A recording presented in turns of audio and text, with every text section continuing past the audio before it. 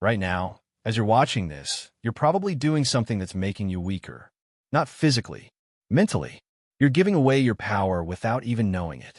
And I can prove it to you in the next 30 seconds. Think about the last time something didn't go your way. What did you tell yourself? I bet you used one specific word. One tiny word that turned you from a strong person into a helpless victim. Want to know what it is? Look, I know you've tried a lot of things to feel better. Therapy, self-help books, maybe medication. And some of it probably helped a little. But you're still here, watching this, which means you're still struggling. You still feel like life keeps happening to you instead of with you. Here's what nobody's telling you. You don't need more coping strategies. You don't need to find yourself or heal your inner child. What you need is to stop thinking like a goddamn dictator about your own life. What I'm about to teach you comes from 40 years of clinical practice and research. It's called Rational Emotive Behavior Therapy, and it's helped millions of people stop being victims of their own thinking. Not by pretending everything's fine, not by toxic positivity, by recognizing the difference between what you prefer and what you demand.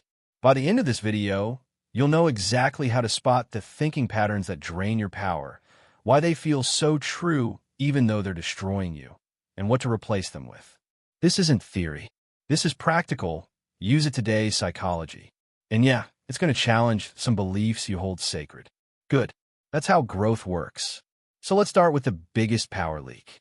And I'm warning you, this is going to sound harsh at first. The word I'm talking about, the one that's destroying your peace, is the word must.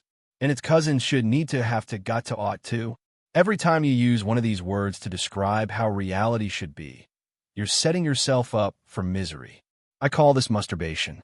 Yeah, you heard that right. Masturbation is when you mentally masturbate yourself with demands about how things must be. There are three major musts that screw people up. First, I must perform well and win approval, or else I'm worthless. Second, other people must treat me fairly and kindly, or else they're damnable. And third, conditions must be the way I want them to be, or else life is unbearable. Notice what all three of these have in common. They're demands. They're absolutes. They're you standing in the middle of the universe, saying this is how things must be. Now here's the thing. When you prefer something and you don't get it, you feel disappointed, frustrated, sad.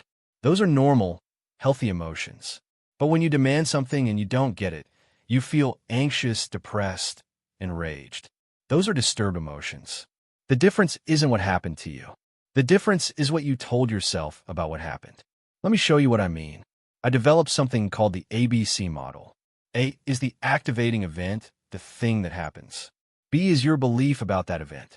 And C is the consequence, how you feel and act. Most people think a cause is C. They think the event makes them feel bad. Wrong. B causes C. Your belief about the event makes you feel bad. Let me give you an example. Two people lose their jobs on the same day. Same event. Person one demands that they must have job security. They believe losing their job is awful, terrible, the worst thing that could happen. They feel devastated, anxious, maybe even suicidal. Person two prefers to have job security, but doesn't demand it. They believe losing their job is unfortunate, inconvenient, and challenging. They feel concerned, disappointed, motivated to find something new. Same event, different beliefs, completely different emotional consequences. So why does your brain love must so much? A few reasons. First, evolutionarily speaking, absolutes feel safer. If you could make the rule that saber-toothed tigers must not attack you, that would be great for survival. The problem is reality doesn't give a shit about your rules. Second, you were conditioned this way. Your parents, your teachers, your religion, they all taught you a bunch of shoulds. You should be good. You should work hard. You should respect authority. Some of those are useful preferences, but when they become demands, they turn into chains. And third, demanding gives you the illusion of control. You think if you insist strongly enough, if you make it a must in your mind, maybe somehow you can force reality to comply. You can't. Your demanding doesn't change reality. It just makes you suffer while reality stays exactly the same. Now I want you to do something. For the rest of today, listen to your thoughts. Count how many times you think must, should, ought, have to, need to, got to. You're going to be shocked at how often these words show up. And here's the sneaky part. Sometimes they're disguised. When you think, why is he being such an asshole? Hidden in there is the demand, he must not be an asshole. When you think, I can't believe this is happening, hidden in there is this must not happen. When you think this is terrible, hidden in there is this must not be terrible. Your musts are everywhere, running in the background like malware on your mental computer. Let me tell you about a client I had. She came to me absolutely convinced her mother must apologize for things she did 30 years ago. Not should apologize. Not it would be nice if she apologized. Must. I asked her, what happens when your mother doesn't apologize? She said, I can't stand it. It's unbearable. I'm miserable every day. So I asked her, are you standing it right now? She paused. Well, yes, but it shouldn't be this way. There's no but. You are standing it, which means your belief that you can't is complete horseshit. And that horseshit belief is what's making you miserable, not your mother. Now you might be thinking, Albert, are you saying I shouldn't want anything? That I should just accept everything? Hell no. Let me show you the difference between healthy wanting and sick demanding. The difference is preferences versus demands. And this is crucial. When you prefer something, you're saying, I really want this. I'm going to work hard for this. I value this highly. But if I don't get it, I'll be disappointed and I'll keep going. When you demand something, you're saying, I must have this. If I don't get it, I can't stand it. Life is awful. I'm worthless, or you're terrible, or the world is unbearable. The formula is simple. I strongly prefer X, but I don't absolutely need it. This maintains your motivation without creating disturbance. And here's the paradox. You actually try harder when you're not demanding. An athlete who prefers to win performs better than an athlete who must win. Why? Because the one who must win chokes under pressure. Their anxiety interferes with performance. The one who prefers to win stays focused on the process, not paralyzed by the outcome. Now, people push back on this hard. They say, Albert, if I stop demanding respect, people will walk all over me. If I stop demanding things be fair, I'll become a doormat. Bullshit. Demands make you less powerful, not more. Think about it. When you demand someone respect you, who has the power? They do, because you've just handed them control over your emotional state. If they respect you, you feel okay. If they don't, you're devastated. You've made yourself their emotional puppet. But when you prefer respect without demanding it, you keep your power. You can assertively pursue what you want without your worth hanging in the balance. I had a client who spent years demanding her husband change. He must stop being messy. He must be more affectionate. He must appreciate her more. And the more she demanded, the worse their relationship got. When she finally converted those demands into preferences, something interesting happened. She stopped feeling enraged and started feeling disappointed. And from that calmer place, she could actually communicate effectively. She could set boundaries. She could decide what she was willing to accept and what she wasn't. And paradoxically, their relationship improved, not because he changed drastically, but because she stopped making her emotional well-being dependent on his behavior. Let me break down the 3 levels of preferences, because people get confused about this. Cold preferences are things like, I'd like that, but whatever. That's too weak. You're not going to pursue your goals with that energy. Hot preferences are, I really want that, and I will work hard for it. That's healthy. That's optimal. And demands are, I must have that, or life is unbearable. That's disturbed. Most people think they need demands to be motivated. They confuse hot preferences with demands. You can passionately pursue goals with preference thinking. You can want something intensely without demanding you must have it. Let me give you some practical conversions. Instead of he must respect me, try strongly prefer respect, and I will set boundaries, but I don't need his approval to have worth. Instead of I have to succeed, try definitely want to succeed, and I will work hard, but failing doesn't make me worthless. Instead of life shouldn't be this hard, try wish life were easier, but there's no law saying it must be easy. Instead of people should be fair, try prefer fairness, and I will advocate for it, but humans often aren't fair, and that's reality. I use the traffic jam example all the time. You're stuck in traffic. If you demand that traffic must move, you get enraged. You're pounding the steering wheel. Your blood pressure is skyrocketing. Does the traffic move? No. You've just made yourself miserable for no reason. If you prefer that traffic move, but accept that sometimes it doesn't, you feel frustrated but not rageful. You might use the time to listen to a podcast or think through a problem. Same traffic, different belief, different experience. Okay, so you're starting to see the difference between preferences and demands. But here's where it gets tricky. There's another thinking pattern that teams up with demanding to really screw you up. I call it awfulizing. This is when you take something bad and inflate it to absolutely terrible, the worst possible thing, more than 100% bad. Yeah, I know that doesn't make mathematical sense. That's the point. It's irrational. Here's how it works. Something unfortunate happens. You get rejected. You make a mistake. Someone treats you poorly. Instead of rating it accurately as bad or very bad, you rate it as awful, horrible, terrible, the end of the world.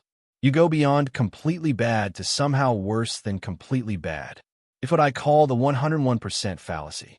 Nothing can be more than 100% bad, but your brain does this anyway because dramatic thinking feels validating. Let me be clear. I'm not saying bad things aren't bad. Getting rejected is bad. Making a big mistake is bad. Being treated unfairly is bad. What I'm saying is when you tell yourself it's horrible, you make it worse. You add extra suffering on top of the actual badness. It's like you're experiencing the bad event and then punching yourself in the face for good measure. The event hurt you, and now your thoughts are hurting you more. Awfulizing has a companion belief I call can't stand it-itis. This is when you tell yourself, I can't stand this. It's unbearable. I can't take it. And my response is always the same. Are you standing it right now? Because if you couldn't stand it, you'd be dead or completely insane. Since you're here talking to me, you're clearly standing it. You don't like it. It's very difficult. It's highly undesirable. But you can stand it. You're standing it. I had a client with chronic pain who insisted she couldn't stand it. I said, you've been standing it for 7 years. She said, but it's unbearable. I said, if it were truly unbearable, you wouldn't be bearing it. But you are. You're bearing it every single day. Now let me ask you, does telling yourself you can't stand it make the pain less or more bearable? She thought about it. More. Exactly. When you tell yourself you can't stand something, you create a second layer of suffering. The discomfort itself and your intolerance of the discomfort. The reframe is simple. I don't like this. It's very difficult, and I can stand it. Not I love this challenge. Not it's not so bad, but an honest acknowledgement. This sucks, and I'm handling it anyway. That's high frustration tolerance. That's power. Now let me teach you the catastrophizing scale. This is a mental exercise I want you to do. Take whatever you're upset about and rate it on a scale of 1 to 100. 100 is the absolute worst thing that could happen to a human being. What's a real 100? Death of your child. Terminal cancer diagnosis. Genocide. Torture. These are actual catastrophes. Now rate what you're upset about. Getting fired? Maybe a 30. Embarrassing yourself in public? Maybe a 15. Your boss being rude to you? Maybe a 10. Someone cutting you off in traffic? Maybe a 5. This isn't minimizing your pain. It's accurately assessing it. Because when you call a 15 a 100, you have an emotional response appropriate to a 100. You're having a catastrophic response to a moderate problem. And that inappropriate emotional response doesn't help you solve the problem. It just makes you suffer more. When you rate things accurately, you have appropriate emotional responses. A 15 gets disappointment or frustration. A 100 gets devastation. Match your emotion to the actual severity and you'll function better. The language shift matters here. Replace awful with unfortunate or inconvenient. Replace terrible with highly undesirable. Replace I can't stand it with I don't like it, but I can handle it. Replace the worst with very bad, but not the end of the world. This isn't just semantics. Words shape emotional responses. The words you use to describe events literally change how you feel about them. I remember a student who came to me calling 8B grade devastating. Devastating. I asked her, do you know what devastating means? It means utterly destroyed. Is your life utterly destroyed by AB? No. Is it disappointing? Yes. Is it frustrating if you wanted an A? Absolutely. But devastating? That's awfulizing. That's taking something moderately negative and turning it into a catastrophe in your mind. And when you do that, you feel devastated instead of just disappointed. And devastation is paralyzing while disappointment is manageable. Compare this to someone who's been through actual devastation. A war veteran, someone who's lost everything in a natural disaster. They have perspective on what's actually unbearable. And often they'll tell you, the stuff you're calling terrible isn't terrible. It's hard. It's frustrating. It's disappointing. But it's not terrible. Terrible is watching people die. Terrible is not knowing if you'll survive. That's terrible. Your boss being rude is unpleasant. Get the difference? Now all of this demanding and awfulizing leads to a third thinking pattern that really seals the deal on making you miserable.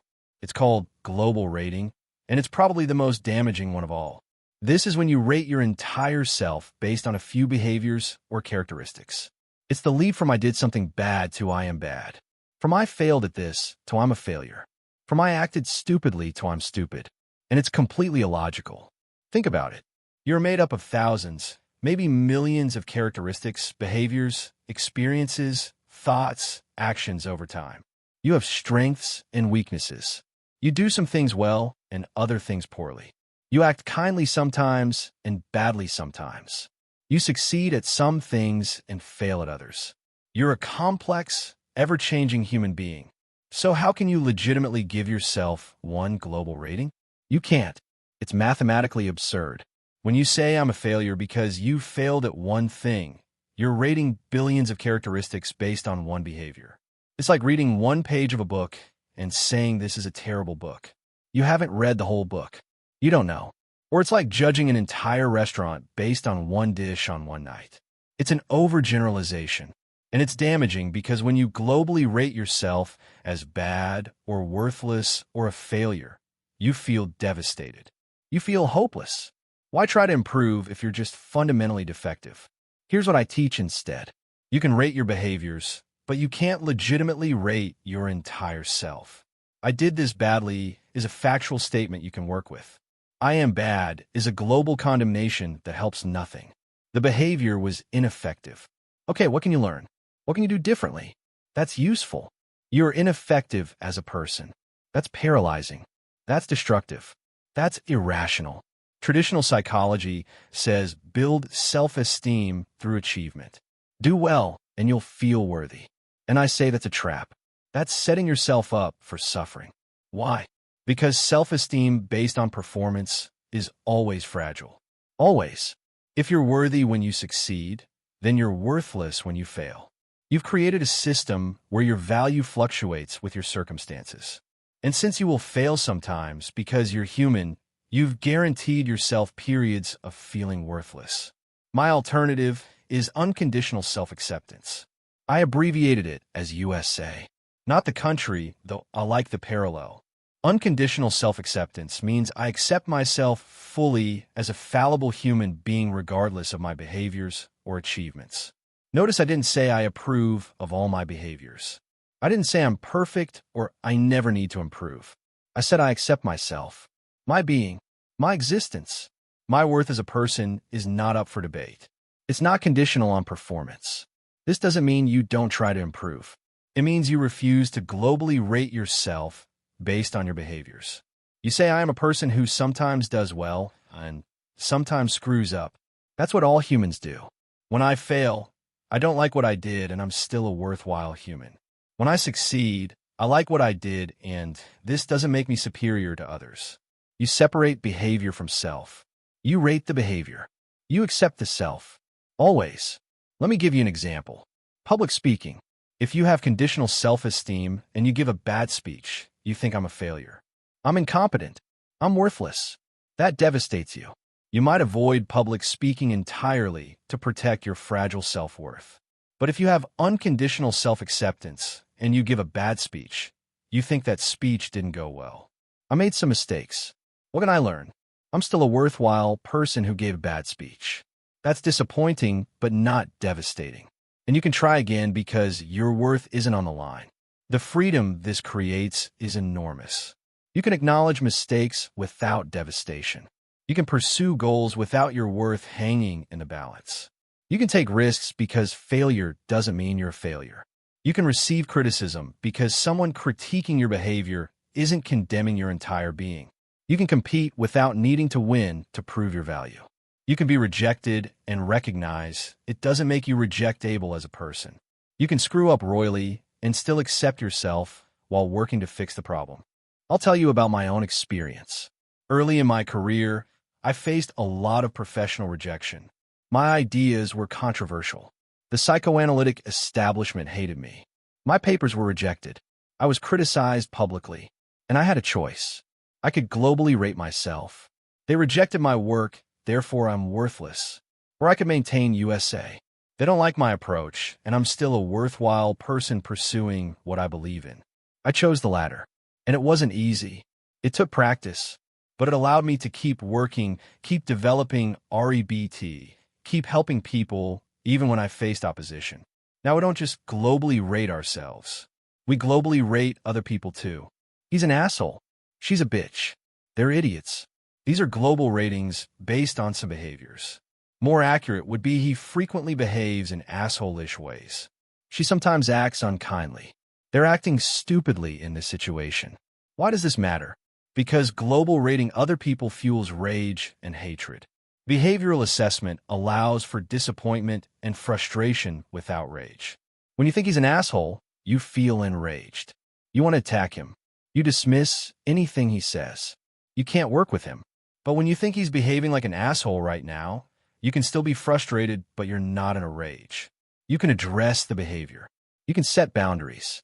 You can choose whether to engage. You haven't condemned his entire being. You've assessed his behavior. That's more rational and more useful. Same thing with situations. You can say this is a terrible situation without saying life is terrible. You can say the universe has no particular obligation to be fair without saying the universe is evil. You can prefer fairness and advocate for it while accepting that reality doesn't comply with your preferences. Stop globally rating reality itself.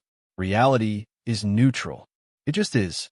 You can prefer different circumstances while accepting what is. All right, so you're starting to see how these thinking patterns, demanding, awfulizing, and global rating team up to drain your power. But knowing the problem isn't enough. You need practical tools to change these patterns. Let me give you the exact process I use with clients. I call it disputing, and it's the core of REBT, the magic ingredient that makes this whole thing work. Remember the ABC model? A is the activating event. B is your belief. C is the emotional consequence. Now we add D, and ED is dispute. E is the effective new belief. The transformation happens at D. This is where you actively challenge your irrational beliefs. And I want to be clear, this isn't positive thinking. I'm not asking you to replace negative thoughts with positive ones. I'm asking you to replace irrational thoughts with rational ones. You're not going from this is terrible to this is wonderful. You're going from this is awful and I can't stand it to this is unfortunate and I can handle it. You're staying honest about reality while removing the irrational exaggerations that create disturbance. Let me walk you through an example. Your boss criticizes you in a meeting in front of other people. That's A, the activating event. C is how you feel. Let's say you feel enraged and depressed. Now work backward to find B, your belief. What are you telling yourself? Maybe you must respect me. This is awful. Everyone thinks I'm incompetent now. I'm a failure. Those are your beliefs.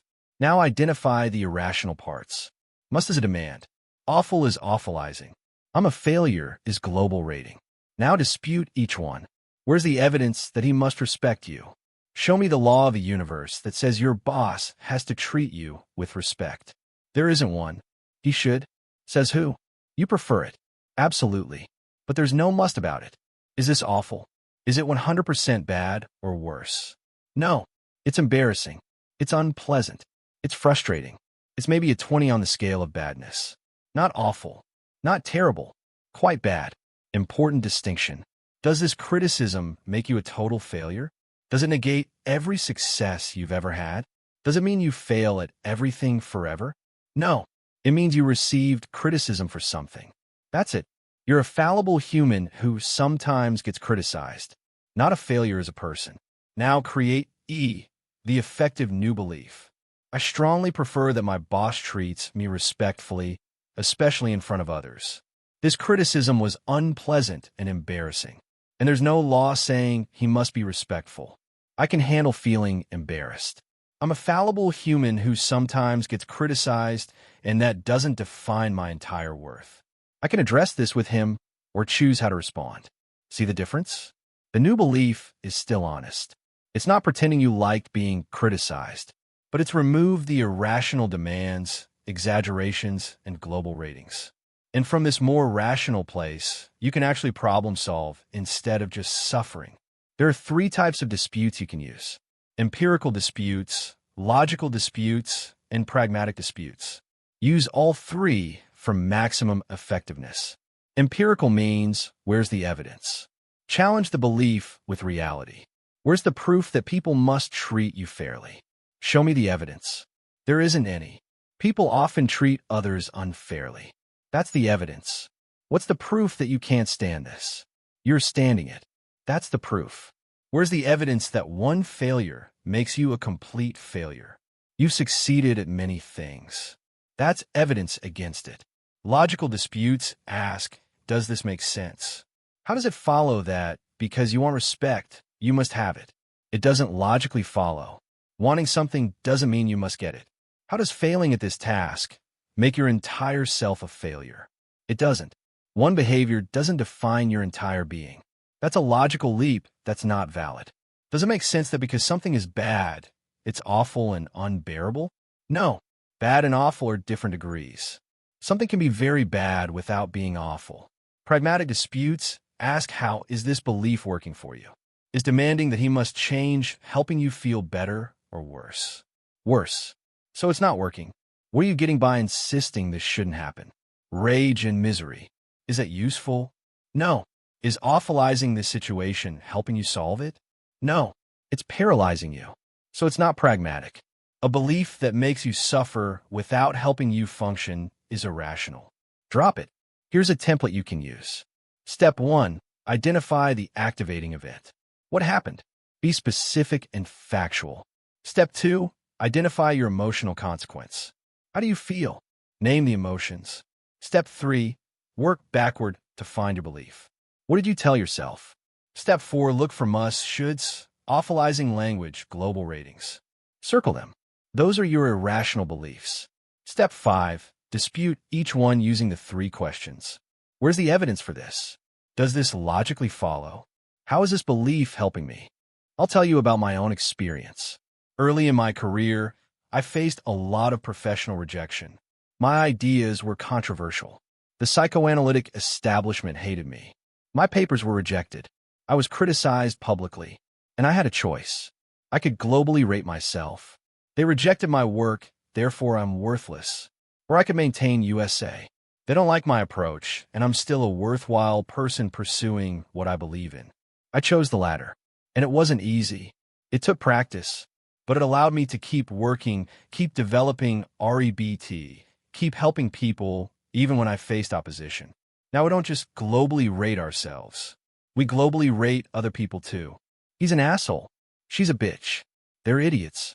These are global ratings based on some behaviors. More accurate would be he frequently behaves in asshole-ish ways. She sometimes acts unkindly. They're acting stupidly in this situation. Why does this matter? Because global rating other people fuels rage and hatred. Behavioral assessment allows for disappointment and frustration without rage. When you think he's an asshole, you feel enraged. You want to attack him. You dismiss anything he says. You can't work with him. But when you think he's behaving like an asshole right now, you can still be frustrated, but you're not in a rage. You can address the behavior. You can set boundaries. You can choose whether to engage. You haven't condemned his entire being. You've assessed his behavior. That's more rational and more useful. Same thing with situations. You can say this is a terrible situation without saying life is terrible. You can say the universe has no particular obligation to be fair without saying the universe is evil. You can prefer fairness and advocate for it while accepting that reality doesn't comply with your preferences. Stop globally rating reality itself. Reality is neutral. It just is. You can prefer different circumstances while accepting what is. All right, So you're starting to see how these thinking patterns, demanding, awfulizing, and global rating team up to drain your power. But knowing the problem isn't enough. You need practical tools to change these patterns. Let me give you the exact process I use with clients. I call it disputing, and it's the core of REBT, the magic ingredient that makes this whole thing work. Remember the ABC model? A is the activating event. B is your belief. C is the emotional consequence. Now we add D, and ED is dispute. E is the effective new belief. The transformation happens at D. This is where you actively challenge your irrational beliefs. And I want to be clear, this isn't positive thinking. I'm not asking you to replace negative thoughts with positive ones. I'm asking you to replace irrational thoughts with rational ones. You're not going from this is terrible to this is wonderful. You're going from this is awful and I can't stand it to this is unfortunate and I can handle it. You're staying honest about reality while removing the irrational exaggerations that create disturbance. Let me walk you through an example. Your boss criticizes you in a meeting in front of other people. That's A, the activating event. C is how you feel. Let's say you feel enraged and depressed. Now work backward to find B, your belief. What are you telling yourself? Maybe you must respect me. This is awful. Everyone thinks I'm incompetent now. I'm a failure. Those are your beliefs. Now identify the irrational parts. Must is a demand. Awful is awfulizing. I'm a failure is global rating. Now dispute each one. Where's the evidence that he must respect you? Show me the law of the universe that says your boss has to treat you with respect. There isn't one. He should. Says who? You prefer it. Absolutely. But there's no must about it. Is this awful? Is it 100% bad or worse? No. It's embarrassing. It's unpleasant. It's frustrating. It's maybe a 20 on the scale of badness. Not awful. Not terrible. Quite bad. Important distinction. Does this criticism make you a total failure? Does it negate every success you've ever had? Does it mean you fail at everything forever? No. It means you received criticism for something. That's it. You're a fallible human who sometimes gets criticized, not a failure as a person. Now create E, the effective new belief. I strongly prefer that my boss treats me respectfully, especially in front of others. This criticism was unpleasant and embarrassing, and there's no law saying he must be respectful. I can handle feeling embarrassed. I'm a fallible human who sometimes gets criticized, and that doesn't define my entire worth. I can address this with him or choose how to respond. See the difference? The new belief is still honest. It's not pretending you liked being criticized, but it's removed the irrational demands, exaggerations, and global ratings. And from this more rational place, you can actually problem solve instead of just suffering. There are 3 types of disputes you can use: empirical disputes, logical disputes, and pragmatic disputes. Use all 3 for maximum effectiveness. Empirical means, where's the evidence? Challenge the belief with reality. Where's the proof that people must treat you fairly? Show me the evidence. There isn't any. People often treat others unfairly. That's the evidence. What's the proof that you can't stand this? You're standing it.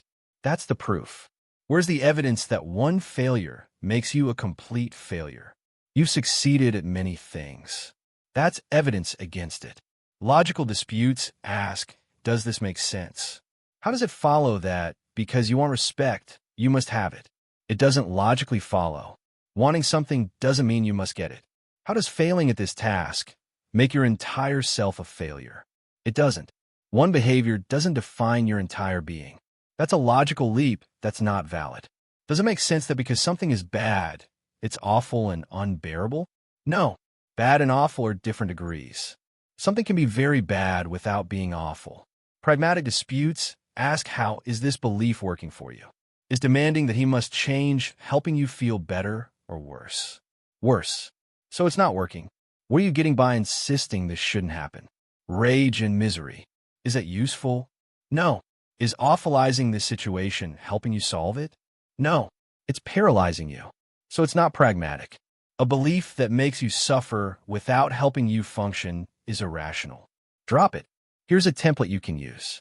Step 1. Identify the activating event. What happened? Be specific and factual. Step 2. Identify your emotional consequence. How do you feel? Name the emotions. Step 3. Work backward to find your belief. What did you tell yourself? Step 4. Look for musts, shoulds, awfulizing language, global ratings. Circle them. Those are your irrational beliefs. Step 5. Dispute each one using the 3 questions. Where's the evidence for this? Does this logically follow? How is this belief helping me? Step 6. Create a new rational belief. Make sure it's still honest. You're not saying everything's wonderful. You're saying this is unfortunate and I can handle it. I prefer different circumstances and I accept what is. This is difficult and I'm capable of dealing with difficult things. The new belief should reduce your disturbance while keeping you honest and motivated to improve the situation if possible. Now, let me warn you about common mistakes. Mistake 1. Making it Pollyanna-ish. Getting fired is actually a blessing in disguise. Maybe it is, maybe it isn't. But that's not the point. Stay realistic. Bad things are bad. Just don't exaggerate how bad. Getting fired is very unfortunate. It creates real problems. And it's not the end of the world, and you can handle it. That's rational. Mistake 2, weak disputes. Well, maybe he doesn't have to respect me. Maybe? No. Be forceful. There is absolutely no evidence that he must respect me. None. Zero. It doesn't exist. The universe has no such law. Be strong in your disputing. You're battling beliefs you've held for years. You need power behind it.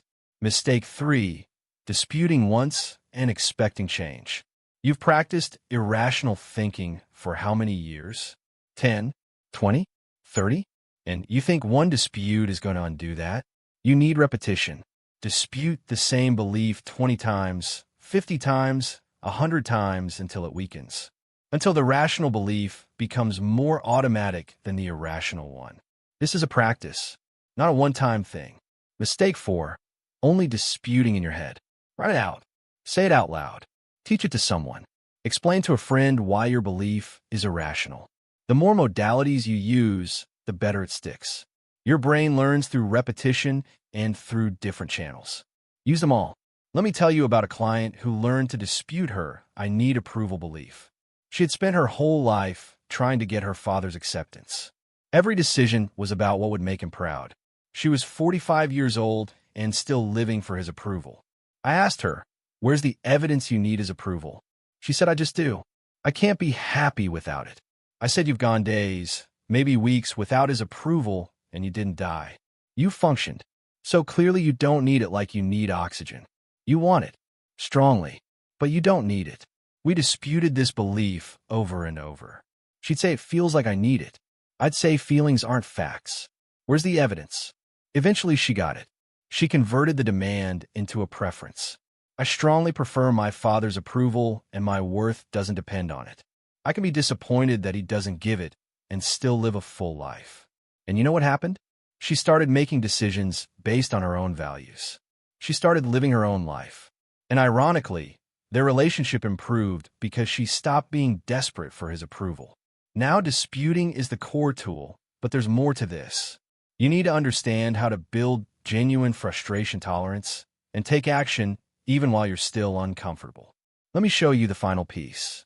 I call the belief that underlies most avoidance low frustration tolerance. That's LFT. This is the belief that I can't do difficult things or I shouldn't have to do difficult things. It's deeply related to can't stand it thinking. LFT shows up as procrastination, avoidance, addiction, giving up easily. The cycle goes like this. You demand comfort. You avoid discomfort. You reinforce the belief that you can't handle discomfort. And the cycle continues. Common LFT beliefs include, I need to feel motivated before I act. I can't do this until my anxiety goes away. I shouldn't have to work this hard. Life should be easier. This should be fun. I can't handle feeling uncomfortable. Why does LFT drain your power? Because you're constantly at the mercy of your comfort level. If you only act when comfortable, you don't act much. Because life is frequently uncomfortable. Growth is uncomfortable. Change is uncomfortable. Anything worthwhile is probably uncomfortable at some point. So if you need comfort to act, you're powerless. Your feelings are running your life. The antidote is high frustration tolerance. HFT. This is the belief that I can do hard things, even while feeling uncomfortable. Not I won't feel uncomfortable. Not discomfort is fun, but I can function while uncomfortable. This is a crucial insight. Motivation often follows action more than action follows motivation. You don't wait to feel like it. You do it, and sometimes the feeling follows. Sometimes it doesn't. Either way, you did it. The HFT belief is this is difficult, and I can do difficult things. Not this isn't so bad. That's minimizing, and it doesn't work. Not I love challenges. That's fake positivity. But this sucks, and I'm doing it anyway. That's honest. That's powerful. That's high frustration tolerance. The power shift is enormous. Your actions are no longer dependent on your feelings. You can feel anxious and do the thing. You can feel unmotivated and do the thing. You can feel uncomfortable and do the thing. Feelings become information, not commanders. I had a client with social anxiety who practiced HFT. She was terrified of social events. For years, she avoided them, which reinforced her belief that she couldn't handle social situations. I encouraged her to attend events while anxious, not wait until the anxiety went away. Go while anxious. Prove to yourself you can function while uncomfortable. She did it. She went to parties feeling terrified, and sometimes the anxiety decreased. Sometimes it didn't. But she survived. She functioned. She had conversations. She proved to herself that anxiety isn't dangerous. It's just uncomfortable, and she can handle discomfort. Over time, her HFT increased. She stopped needing to feel comfortable to act. She could feel anxious and go anyway. That's power. That's freedom. She's no longer controlled by her anxiety. She acknowledges it, accepts it, and acts despite it. Now here's where I get radical. I sometimes recommend deliberately seeking discomfort. Why? To prove to yourself you can handle it. I call them shame-attacking exercises. You do something embarrassing on purpose. Sing loudly in public. Wear mismatched clothes. Ask a silly question. Ask for something unreasonable. The point isn't the action itself. The point is proving I can survive feeling foolish. I can handle embarrassment. It's uncomfortable and I don't die. I'm not destroyed. I can stand what I don't like. This is inoculation. Small doses of discomfort build tolerance. Like a vaccine. You expose yourself to small amounts of the thing you fear and you build immunity. Not immunity to feeling it, but immunity to being controlled by it. Modern version for you. What's the thing you're avoiding due to discomfort? Make the phone call you're dreading. Have the difficult conversation. Start the project without feeling ready. Ask the person out. Apply for the job. Whatever it is, do it while uncomfortable. Each time you act despite discomfort, you build HFT. You prove to yourself that feelings don't have to dictate actions. You take back your power. Now here's the key. Don't wait until your thinking is perfect to take action. Dispute your beliefs and take action simultaneously. They reinforce each other. Action provides evidence for new beliefs. Let me show you how this works. You believe I can't handle rejection. You dispute it. Where's the evidence? I can't handle it. I've been rejected before and survived. It's uncomfortable, but not unbearable. Now you ask someone out while disputing the belief. You get rejected. It's uncomfortable. You handle it. Now you have experiential evidence. I just handled rejection. The belief weakens. You do it again. More evidence. The irrational belief gets weaker and weaker. That's why I always gave clients homework, behavioral assignments. Not just think differently, but think differently and do the thing you fear. The combination is powerful. Thinking provides the framework. Action provides the evidence. Together, they create lasting change. So here's your assignment. Identify one action you're avoiding due to demanding or awfulizing. Maybe you're demanding you must feel comfortable before you act.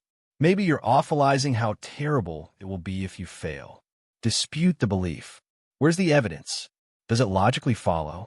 How's it helping you? Then take the action this week. Do it while uncomfortable. Do it while the irrational belief is still partially there. You don't need to believe perfectly to act. You just need to act despite the belief. Report back to yourself on what happened. What did you learn? What evidence did you gain? Did you survive? Of course you did. Did you handle it even though it was uncomfortable? Yes, that's high frustration tolerance. That's power. All right, let's bring this all together. You've got a lot of information, but information without integration is useless. Here's what you need to remember. You lose power every single time you demand that reality be different than it is. Every time you use must, should, need to, have to, you're setting yourself up for suffering. Not because life is bad, but because you're demanding it be different. You learned 3 main thinking patterns that drain your power. Masturbation, demanding things must go your way. Awfulizing, exaggerating how bad things are. And global rating, judging your entire self based on behaviors. These 3 patterns team up to make you anxious, depressed, enraged, and powerless. They turn disappointments into devastations. They turn preferences into demands. They turn you from a strong person into a victim. The solution isn't positive thinking. It's rational thinking. It's converting demands into strong preferences. I really want this and I'll work hard for it, but I don't absolutely need it. It's rating situations accurately instead of catastrophizing. This is very bad. Not this is the worst thing ever. And it's accepting yourself unconditionally while still holding yourself accountable for behavior. I don't like what I did, and I'm still a worthwhile human being. You've got practical tools now. The disputing process. Challenge your beliefs with 3 questions. Where's the evidence for this? Does this logically follow? How is this belief helping me?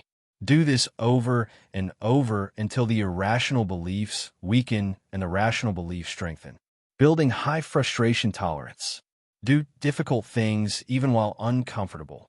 Prove to yourself that feelings don't have to control your actions. And taking action even when your thinking isn't perfect yet. Dispute and act simultaneously. Let experience provide evidence for your new beliefs. This stuff works. I've seen it work for thousands of people over 40 years. People with severe anxiety who learned to function despite their anxiety. People with depression who stopped globally rating themselves as worthless. People with rage problems who stopped demanding the world be fair. People who were stuck who started moving forward. It works, but only if you actually use it. Not just understand it. Use it. Practice it. Daily. So here's your challenge. For the next week, catch yourself every time you think should, must, need to, have to, got to, ought to. Just notice it. Don't judge yourself for it. Just notice. Then ask yourself, is this a preference or a demand? If it's a demand, dispute it. Where's the evidence? Does it logically follow? How's it helping me? Convert it to a preference. I want this, and I don't absolutely need it. When you catch yourself awfulizing, ask yourself, on a scale of 1 to 100, how bad is this really? Rate honestly, then adjust your emotional response to match the actual severity. When you catch yourself globally rating, remind yourself, I can rate my behaviors, but not my entire self. I did this badly, and I'm still a worthwhile person. You're not going to be perfect at this. You're going to catch yourself demanding and awfulizing and globally rating. Good. That's the whole point.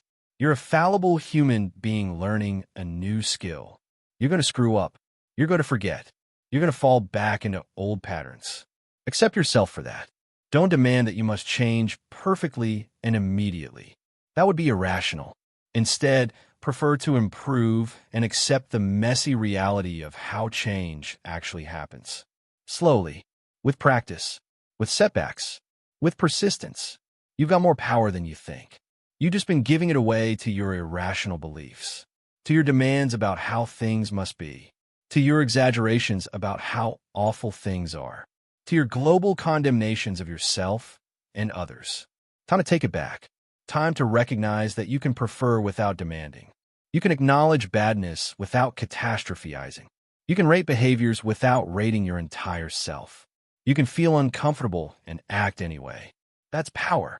That's freedom. That's rational living. Now, if you found this helpful, you're going to want to watch what I've got for you next. Because there's another thinking pattern that teams up with demanding to really screw up your relationships. I'm talking about the need for approval. The desperate belief that you must have other people's acceptance and love to be okay. This one is running so many people's lives, and they don't even see it. They're constantly trying to please everyone, avoiding conflict, saying yes when they mean no, all because they demand approval. In that video, I'm going to show you exactly how approval seeking destroys your relationships, keeps you anxious and depressed, and most importantly, how to stop doing it without becoming an asshole who doesn't care about anyone. Because that's what people fear. They think if I stop needing approval, I'll become selfish and uncaring. Wrong. You can care deeply about people's opinions without demanding their approval. You can be kind and considerate without being desperate for acceptance. It's called the more you need their approval, the less you get it. And I break down the paradox of approval seeking. How the more you chase it, the less you get it. How people respect you more when you're not desperate for their respect. How you actually improve your relationships when you stop demanding that people must like you. This one's going to challenge everything you believe about relationships and self-worth. Click it right now. Trust me, this one's going to hit different. You're going to see yourself in these patterns, and you're going to learn exactly how to break free from the approval trap. I'll see you there.